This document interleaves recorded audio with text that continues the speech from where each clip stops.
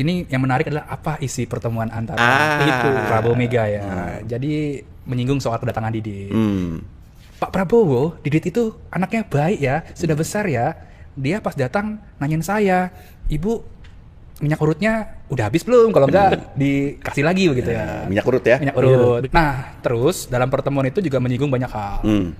Yang pertama, Megawati itu menceritakan lah bagaimana dia saat menjadi presiden terus menangani krisis ekonomi.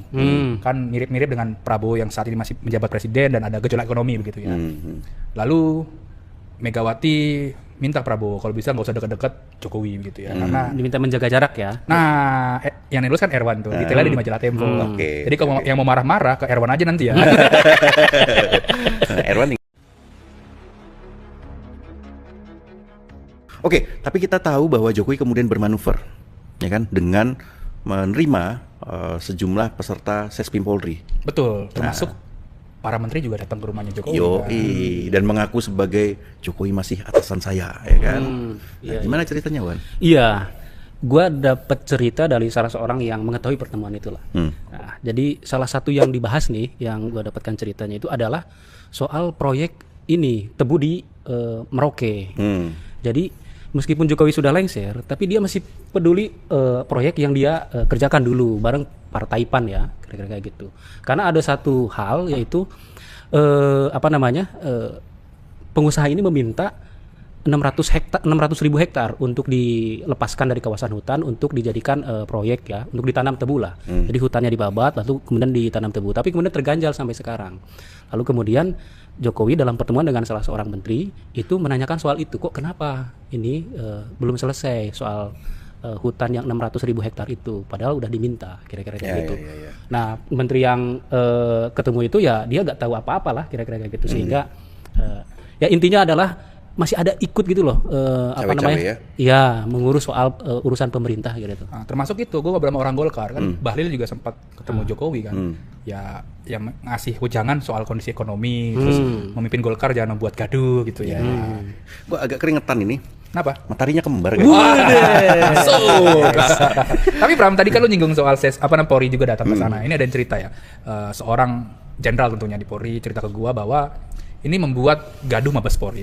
Kenapa? Karena pertemuan itu tidak dilaporkan kepada atasan di Sespim T kalau nggak salah ya. Jadi ada kepala sekolah yang dilaporkan selesai di situ saja, tapi kepala sekolah ini tidak melaporkan ke atasannya lagi. Nah, kenapa? Karena mereka khawatir pertemuan itu di tengah sejumlah kasus atau dinamika yang terjadi di Solo, jasa palsu lah, matahari kembar lah dan lain-lain begitu. Nah, ini sempat membuat gonjang-ganjing di Coklat. Oke. Ya harusnya tidak terjadi ya kemudian ya Jokowi sampai menerima gitu. Udahlah, dia bisa mencontoh presiden yang sebelumnya atau juga di luar negeri gitu. Kalau sebelumnya di sini enggak juga sih, masih ada juga yang kadang-kadang cawe-cawe gitu kan. Ya PDIP juga begitu kan, cawe-cawe pada pemerintahnya Jokowi gitu. Nah, ya kayak di Amerika Obama, ya dia sudah tidak campur tangan lagi ketika dia digantikan oleh Donald Trump gitu kan. Nah, kalau kita melihat sekarang ini sepertinya Jokowi ini juga berada dalam kondisi yang tersudut ya. Ya kan, dia diserbu segala macam lah dengan ijazah palsu dan juga dengan upaya untuk melengsarkan Gibran, dan kita melihat ini adalah faksi tentara yang tidak bisa disentuh pada masa pemerintahan Jokowi kan. Jokowi hampir tidak punya kaki di tentara, ya kan, dia hanya bisa menempatkan orang-orang tertentu. Apakah menurut kalian juga Jokowi seresah itu?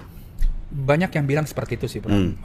Yang karena kalau dari ada yang ngecek juga pembicaraan di media sosial ya, bahwa tren pembicaraan ke keluarga Solo ini negatif begitu kan, baik Jokowi maupun Gibrannya negatif, dan banyak bilang tumben-tumbenan kan Jokowi ini melapor kritikan ataupun ijazah palsu ke Polda Metro Jaya begitu ya, kenapa nggak di Polda Jateng gitu kan.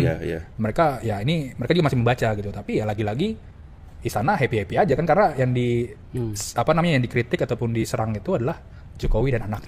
Ya, halo teman-teman, kembali lagi dengan saya di channel ini, channel Indonesia 2045 yang membahas seputar politik ya, pendidikan dan juga budaya.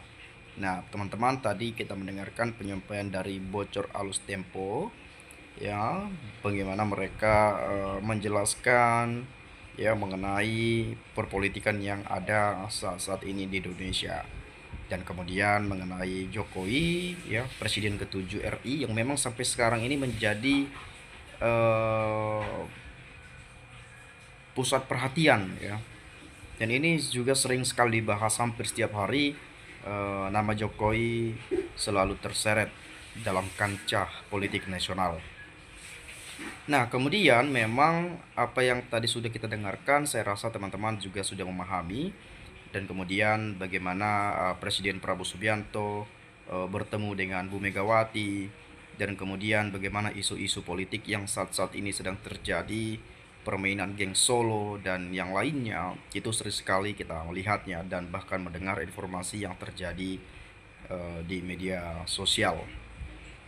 Nah, di sini teman-teman, kalau saya melihat pendapat dari komentar teman-teman kita, misalnya di sini saya sampaikan di awal, sebenarnya tidak ada alasan lagi Presiden Prabowo untuk mempertahankan Panglima TNI dan Kapolri, karena keduanya telah melakukan hal fatal.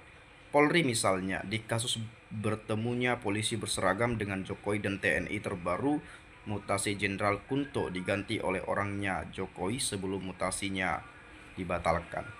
Ya, dan mutasi itu sudah dibatalkan ya teman-teman ya. Dan ini memang menjadi suatu hal yang mungkin menimbulkan spekulasi yang berbeda. Jadi banyak mengatakan bahwa Pak Jokowi masih cawe-cawe juga. Mungkin masih punya orang dalam di TNI, di kepolisian gitu ya. Dan sekarang memang Jenderal Kunto ya sudah dibatalkan mutasinya ya. Pak Prabowo ini bukan berpihak sama rakyat, berpihak sama keluarga Jokowi. Hancur NKRI kalau berpihak sama pengkhianat rakyat. Jangan berpihak sama oligarki. Hancur kalau mengikuti kerjanya Polri, Tito, Joko, ya, lain itu hanya perkaya diri sendiri dan keluarga. Ya, memang sering sekali saya menemukan berbagai komentar bahwa ya copot aja Kapolri gitu ya. Dan mungkin kalau kita sering mendengar ya orang-orangnya Jokowi yang ada di pemerintahan, yang ada di lembaga yang ada di negeri ini itu dibuang saja katanya, diganti aja gitu ya. Banyak sekali komentar-komentar yang saya temukan seperti itu. Tapi entah bagaimanalah, mungkin Pak Prabowo belum terlalu serius untuk menanggapi itu, atau memang ada hal yang lain ya kita nggak tahu juga gitu ya. Dan kemudian Pak Prabowo harus tegas, copot semua orang-orangnya Mulyono di dalam kabinet. Nah, harusnya pemerintah saat ini, terutama Presiden Prabowo, bagaimana beliau mengambil langkah dan sikap tegas dalam menanggapi permintaan rakyat, dalam menanggapi penyampaian-penyampaian yang sering sekali tersampaikan oleh publik, oleh masyarakat Indonesia, oleh para netizen dan sebagainya. Ini harus ditanggapi juga, sebetulnya harus diambil langkah dan sikap tegas. Dan tidak hanya kita-kita saja sebetulnya pegiat media sosial, tetapi ya bagaimana para pakar hukum tata negara, para pengamat politik, para akademisi dan lain sebagainya. Dan mungkin sekilas kita melihat memang Pak Jokowi ini rasa-rasanya seperti merasa bahwa dirinya punya kekuasaan, dan bahkan banyak pendukung beliau ya, yang mungkin itu bisa dimanfaatkan beliau untuk melakukan hal-hal yang mungkin ya sesuai keinginannya gitu ya. Itu banyak sekali saya temukan komentar-komentar yang ada di video-video yang saya upload di channel ini ya. Kemudian Gibran sangat nunggu Prabowo sakit, pingin jadi presiden, akal busuk. Nah, mungkin itu secara kita berasumsi barangkali itu yang ditunggu-tunggu oleh Pak Jokowi juga gitu ya. Jokowi peduli proyek di Irian karena sudah terima uang. Utang politik yang membuat pejabat negara nggak bisa berkutik. Omong kosong, bisa kerja profesional kalau masih berkutak-katik pada masalah utang politik. Utang politik apa teman-teman? Kalau sudah menjabat ya sudahlah gitu ya. Ya ngapain juga ditakut-takuti, ngapain juga dipikir-pikiri hutang-hutang politik seperti itu. Ya. Yang penting adalah rakyat Indonesia itu bisa nyaman, damai dan tentram. Berfokus pada kerja menahkodai negeri sebesar ini gitu ya. Ya perihal utang politik ya mungkin balas budi atau apapun itu ya oke lah gitu ya, tapi ya jangan sampai ya berpatokan ke situ juga gitu ya. Apalagi sampai berlarut-larut ya, ngapain gitu ya. Tak kasih tahu ya bocor alus manuver Jokowi 2029 Prabowo Gibran periode 2, 2000 Prabowo Gibran 2 periode kedua ya, periode 2. 2034 Gibran periode 1, 2039 Gibran periode 2, 2044 Indonesia Emas Jan Etes periode 1. Gitu aja kok, nggak pinter-pinter. Tidak nyaman diputus-putus tengah jalan. Ya, enaknya cari nafkah jual nama Jokowi, mau digoreng-goreng kayak apa pasti laris manis. Memang Jokowi luar biasa, namanya tak pernah lekang di telan waktu dan semakin populer walau sudah tidak menjabat jadi presiden lagi. Semoga Pak Jokowi sehat-sehat selalu dan terus berkarya demi kemajuan Indonesia tercinta. Gibran calon kuat lawan Megawati dalam Pilpres 2029. Diprediksi Gibran menang telak. Bu Mega nggak bakal nyalon lagi lah kalau nggak salah ya. Nggak ada banyak kader-kadernya juga kok yang sudah luar biasa ya. Dan bukan seperti Pak Jokowi gitu ya, menyempatkan anaknya maju sebagai cawapres walaupun ya sebetulnya usianya belum mencukupi, tapi ya dipaksa gitu ya. Mungkin barangkali teman-teman ada pendapat lain ya, bolehlah ya, silahkan disampaikan di komentar pada video ini ya, biar nanti kita bisa bertukar pikiran antar satu dengan yang lain melalui komentar pada video ini. Itu saja, terima kasih sekali lagi saya mengucapkan salam inspirasi, salam NKRI harga mati.